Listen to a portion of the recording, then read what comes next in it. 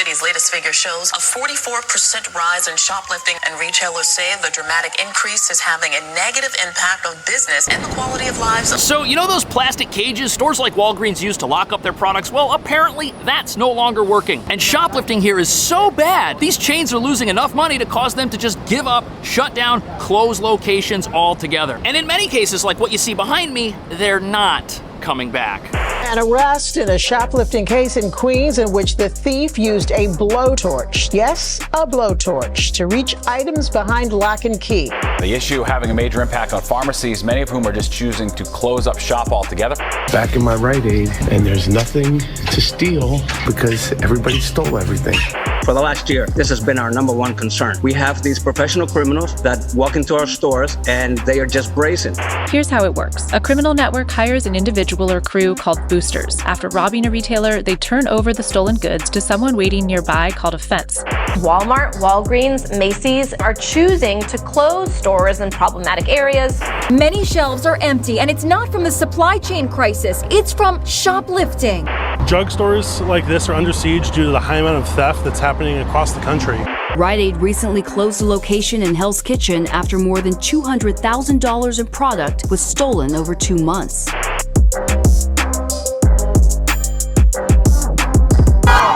Whoa, we got an arrest over here. I have nothing else. What's in there? Please.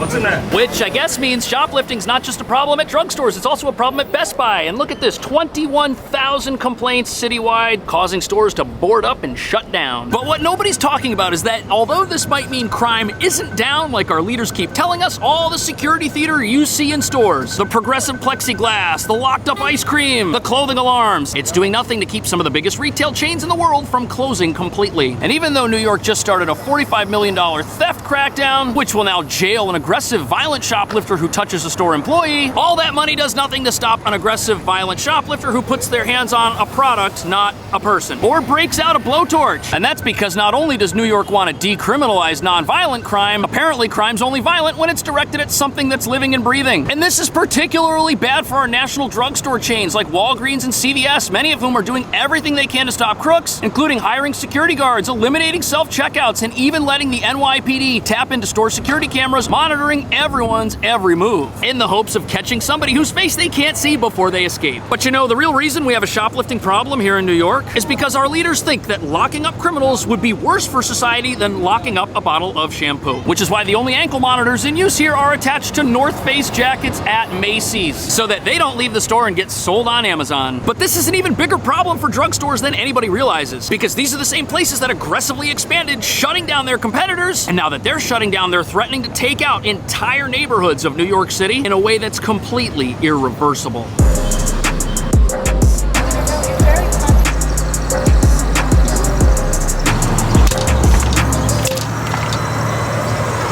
I guess nobody told the electronic door for this CVS that it has shut down and is now closed. And the reason for this closure, quite controversial. The store is located on Lexington Avenue, steps away from the subway, in the heart of Manhattan's Upper East Side, a massive neighborhood. Now, when a local outlet asked CVS why they were closing, they got a generic response. But look closely here. The store has newly installed windows on parts of it. And that's because late last year, a hammer-wielding maniac smashed these in, and they had to be replaced. And this kind of lunacy is happening all over the city, not just here. An arrest in a shoplifting case in Queens in which the thief used a blowtorch, yes, a blowtorch, to reach items behind lock and key. That thief using the blowtorch to steal $450 worth of skincare from a Walgreens in East. Yeah, so if you want to know why these stores are shutting down, look at that. Somebody using a flamethrower to open cabinets and steal skincare products that they were going to resell? Come on, a guy with a mask, that's not for him. Stores are closing because the city's not actually doing anything about stuff like this. There's a new $45 million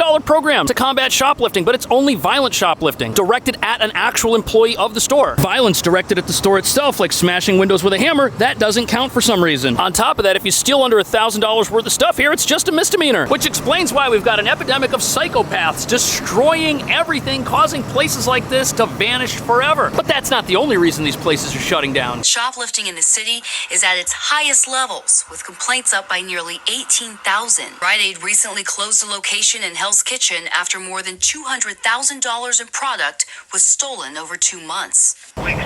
That is unbelievable. And before we get into how the city of New York is actively encouraging this type of malicious behavior, if it's possible for a store to get looted to that level, no wonder these places are shutting down, boarding up. How do you run a business in that type of environment? You don't. And we all know that the city knows this is a huge problem. You'll see police cars just parked out in front of drugstores with their lights flashing just to let the criminals know that the police are right outside. Because apparently if they don't do that, crime in those places immediately goes up. Which is why you've got retail theft gangs stealing whatever they can to resell it in places where they can turn a profit. Amazon, eBay, and recently local businesses have been caught buying stolen merchandise from stores like Macy's just to resell it themselves. Which raises a big question. If the city's aware that all of this is going on, why aren't they doing more to stop it? And why is there all of this in-store security, all of this plastic, all of these guards up to stop stuff from getting stolen if it doesn't actually work?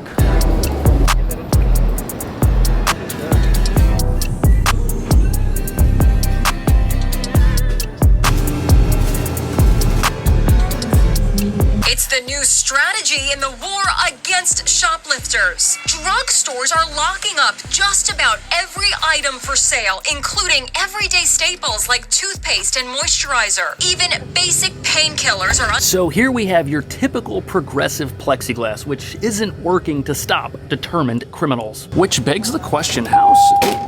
Oh, it's not locked. I guess they're not as secure as they might look. But if this was locked and a thief wanted to melt it, so to speak, that certainly wouldn't take very long to melt. The glass is gonna be more resistant to melting, obviously, but I mean, a hammer attack or something could easily open this. And a set of bolt cutters here would probably do the trick, unfortunately. But even though these won't stop everybody from stealing, they will stop somebody who just wants to put something in their pocket and leave. And the idea of stopping the casual thief instead of the hardcore criminal, well, that's definitely gonna help the store save some money. And it'll stop the casual thief from realizing how easy it is and becoming a full-time criminal. And when you look at all this stuff, it should be obvious that stores have given up on cracking down on the real thieves. All this glass does is stop the opportunistic criminal from stealing something they were gonna have to pay for anyways. Which means there's no way stores in New York are gonna win the battle against theft. But New York's got other problems bigger than just people stealing things. Because even though the city says they're cracking down on theft, they've passed other laws that help thieves once they're in the store before they decide to start stealing. We have these professional criminals and they are just brazen. Another thing that has sort of contributed to this problem is the shopping bag law that prohibited us from using plastic bags, which is a great thing for the environment, but now has created another monster for us. And the shoplifters, they take advantage of this. So as somebody who's covered this in New York City for a while, this is something that I've wondered about. Does the plastic bag ban or the in-store shopping bag ban, does that have anything to do with how easy it is for thieves to steal things? And here we have firsthand testimony of how allowing customers to use their own shopping bags has caused a problem. And this bag ban is relatively recent. It started back in 2020. And prior to 2020, if somebody were to lock into a store and start filling their own personal bag with items from the store, it would be a red flag. It would look like that person was doing something wrong. But now everyone who goes into one of these stores goes in with their own personal bag. And whereas in the past, a person with their own shopping bag would have looked like a crook, now everybody looks like a crook. Plus, for health reasons, many people cover their faces. And think of how ridiculous this is. Somebody could walk into a store with a massive burlap sack, their face completely covered, and the store security has no idea that they might do something wrong until they're already headed out the store with a bag full of stuff. You've got store security right on the other side of these double doors. 5 years ago, they'd know who to look out for. But now they don't. The criminals are inside the store ready to steal before the idea that they're even a criminal comes up, which means it now takes 50% less time to commit crime. And look at this. You could literally walk into any store in town with a backpack like this and fill it up to the brim with items. And as long as you stop at the register, which is right next to the store's exit, no one's gonna know that you weren't planning on paying for those things. If a thief wants to steal anything below $1,000, they're not prosecuted. They cannot go to jail. So your gripe is with the current justice system, is it not? Oh, absolutely. It all started precisely after bail reform, because now we have the more dangerous criminals, not just the petty larceny. Now we have these criminals that when we confront them. Okay, so the point here is that this is totally the fault of the city. Bail reform has decriminalized theft of under $1,000. You just get a ticket, that's it. Combine policies like that with planet-saving initiatives like a bag ban and you'll just have more empty stores. Because now crooks have no reason not to be crooks and stores have no way to figure out that they're gonna be crooks until it's too late. But in spite of all these challenges, there's one store in New York that's figured out a way around the rampant shoplifting to an extent, in ways that are incredibly clever.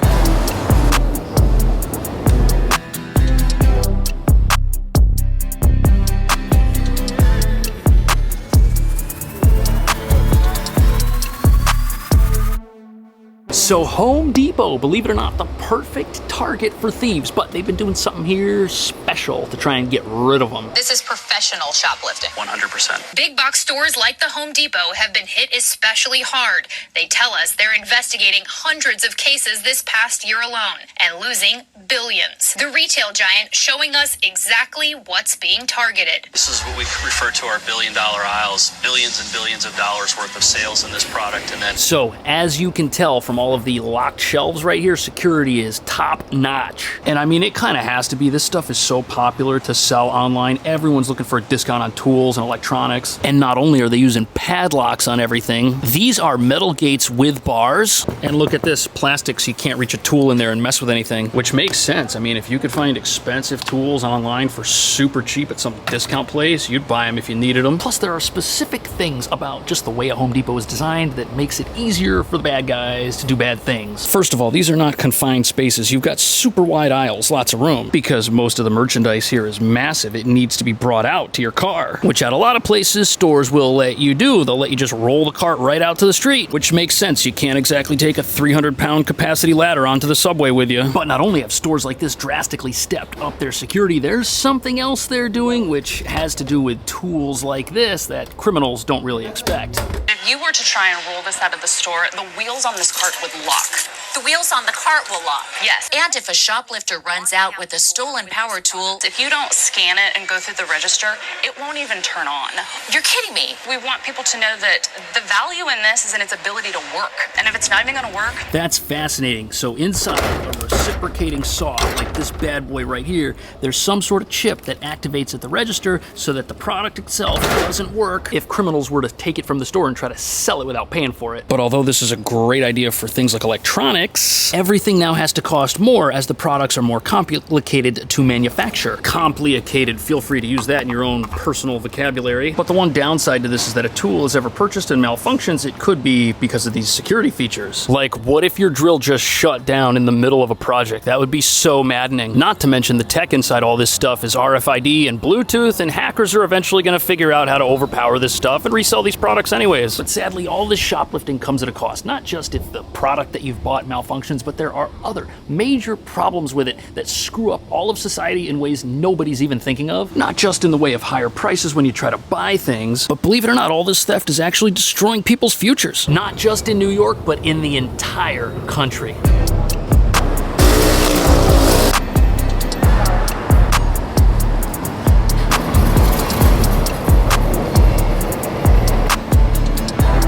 About 70% of in-store purchases are impulse purchases. People, if they can't get it easily off the shelf, they're not going to purchase the product. And in many cases, we're seeing customer counts decline dramatically at stores. Thousands of stores are closing across the country, and those retail jobs are a path to the middle class and a great way for young people to get the skill. So it turns out shoplifting's not just bad for Walgreens or for New York or for whoever owns this place and can't find a tenant. It's bad for society as a whole. And the problem is that the more crime goes up, the more people need to get hired to try and deal with and eliminate that crime, forcing prices up because all those costs have to get paid for by me and you. But it gets even worse than that. Once stores shut down, you've got another problem, which is that those jobs have now vanished forever. And jobs at other stores like this nearby bank vanish as well when they shut down because of lack of foot traffic. And all these empty storefronts, they're hurting the economy because not only is it a place you or I can't work now if we need a job, how on earth are young people who've been failed by the education system in this country supposed to go out and get a job if the stores that were gonna hire them in relatively low-skilled positions are all closed? What are they gonna do? Retail jobs in a flagship New York City may in fact not be the most prestigious or the most technical, but these are jobs that many people rely on, and now they're gone forever. Which means that in a city like New York, when you see rampant crime, nobody's taking into consequence how this is relegating families to lives of poverty because they can't work. If these jobs aren't around anymore, it's gonna be tough for people to climb the country's economic ladder and make better lives for themselves. And what that means is shoplifting has more victims than any politician wants to admit. And the reason they aren't likely to admit it anytime soon is because when something is non-violent, oh, it's so heartless to lock somebody up for that because